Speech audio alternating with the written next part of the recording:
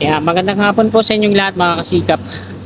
Dito tayo ngayon sa may Viluna Road at mag-update po tayo ngayong hapong ito dito po sa Metro Manila Subway Contract Package 102. Ito po yung East Avenue Station. Sinimulan ko to, walang naniniwala sa paligid ko.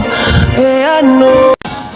So, araw po ngayon ng Lunes, ika-18 ng Mayo, taong 2026. So, ito na yung latest na progreso po dito sa Metro Manila Subway Contract Package 102. Yan. Ito po yung East Avenue Station.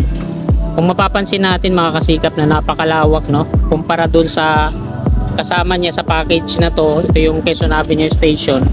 Kasi dito po sila maglo-launch ng TBM, Tunnel Boring Machine. Yan. Napakalawak po.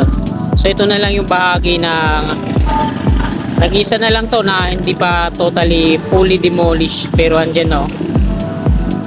Yan yung mga workers nila sa unahan sa taas ng gusali, no. Inuunti-unti nilang i-demolish yung pababa gamit yung crane na to.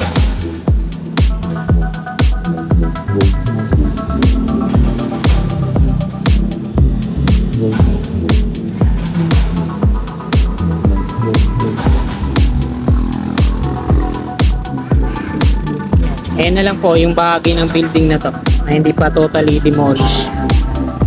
Tapos doon naman sa dulo, ayan mga kasikap, doon sa dulo sa may Viluna Hospital na yan pasok sa pader.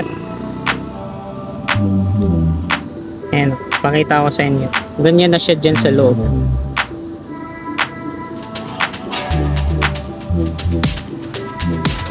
Ayan.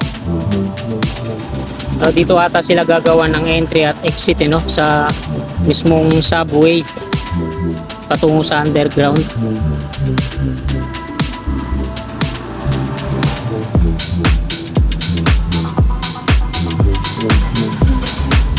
Daming steel bar no.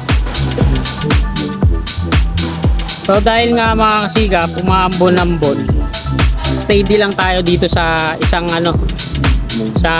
direction lang dito sa tapat ko mismo. Ayokong lumayo pumunta doon dahil umaambon-ambon. In case na lumakas yung ulan biglaan, magpagbaba lang yung gagawin ko. Hindi na ako matataranta na tatakbo pa sa ganun. Isang babaan lang ako, down lang yung gagawin ko, tapos bigla ko siyang makukuha. Yan, hanggang dyan yan no.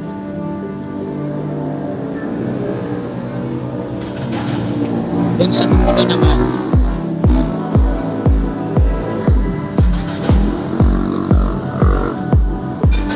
so ayan, dyan sa may unahan sa dulo, ganyan yung progreso dyan.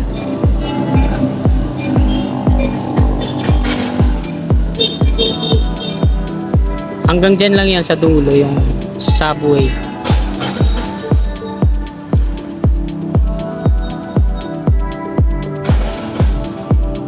Ay naman dun sa unahan yun.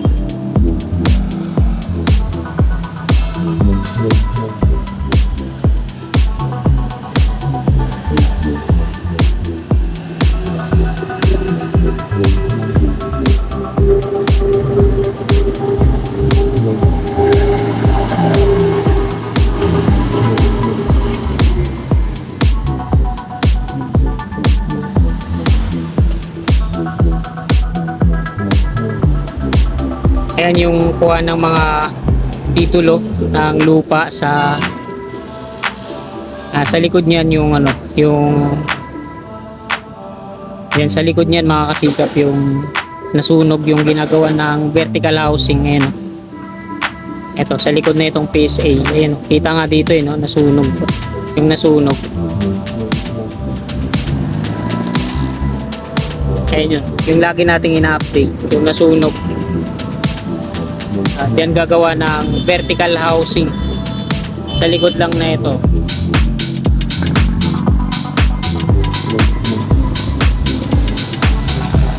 Walking distance lang dito no, yung subway. Kaya siguro pinaganda dyan kasi pangit na yung image pag Ayan, mula dito, pakita ko ulit sa inyo.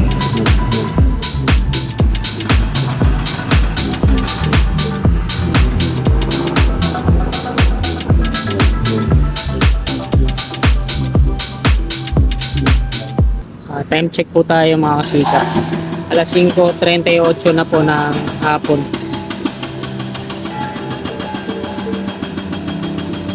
Meron na silang konkreto dito.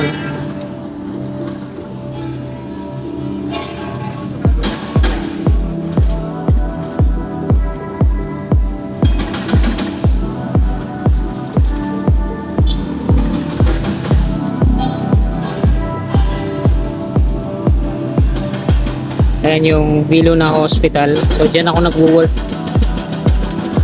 Nandun o.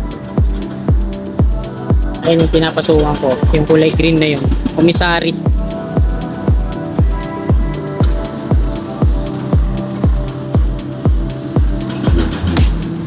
So dito, ayan na yung progreso dyan. So dito sila maglo-launch ng ano. Gagawa sila ng shop dito.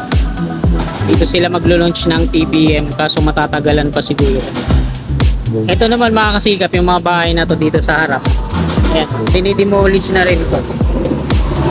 Tapos pinakuran na rin nila dyan sa ano, kulay puti. Kagaya dito sa kanan. Ito yung mga dinidemolish dito ng kabayan. Sa harap. Ayan o, binakuran na nila ng kulay puti.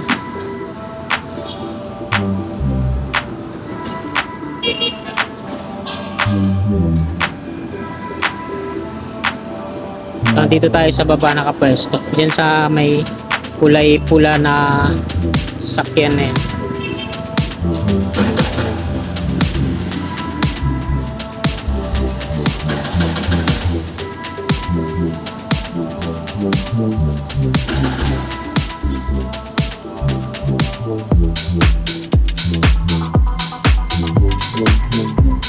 Bago tayo mag-end ang ating video, ayan, pasilip ko muna ulit sa inyo yung dinidemolish dyan.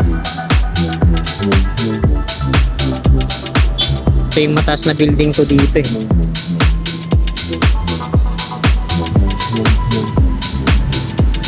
Daming mga ano dito, daming kukuhang mga bakal dito. Dito na nga sa baba oh.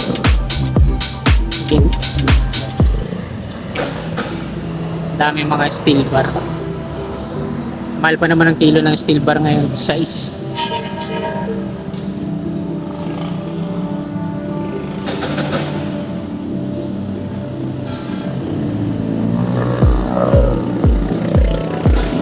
At ayan mga kasikap, hanggang dito na lang tong video na to. Marami pong salamat sa inyong walang sawa tumpay na suporta. God bless.